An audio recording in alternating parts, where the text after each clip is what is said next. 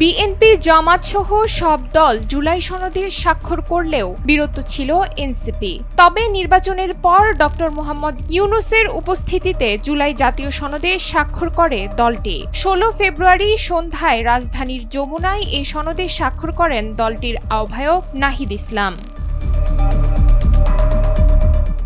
গত বছরের ১৭ অক্টোবর জাতীয় সংসদের দক্ষিণ প্লাজায় অন্তর্বর্তী সরকারের প্রধান উপদেষ্টা ডক্টর মোহাম্মদ ইউনূস এবং ২৫টি রাজনৈতিক দলের নেতারা জুলাই জাতীয় সনদে স্বাক্ষর করেন। তবে ওই সময় জুলাই আগস্ট আন্দোলনে নেতৃত্ব দেওয়া তরুণদের সংগঠন এনসিপি সনদে স্বাক্ষর করেনি। এবার দলটির স্বাক্ষরের মধ্য দিয়ে সনদের নতুন রাজনৈতিক সমর্থন যুক্ত হলো।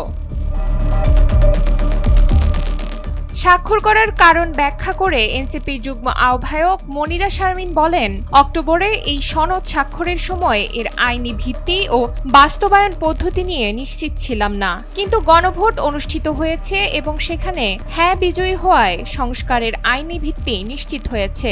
জনরায়ের পক্ষে অবস্থান নিয়ে জুলাই সনদে স্বাক্ষর করা হয়েছে বলে জানান তিনি। মনিরা শারমিন আরও বলেন, এখানে এনসিপির ৬ জন এমপির আইনি কর্তৃত্ব থাকবে এবং ভবিষ্যতে কেউ সংস্কার বিরোধী কিছু করলে তাদের বিরুদ্ধে আইনের আওতায় লড়াই করা যাবে।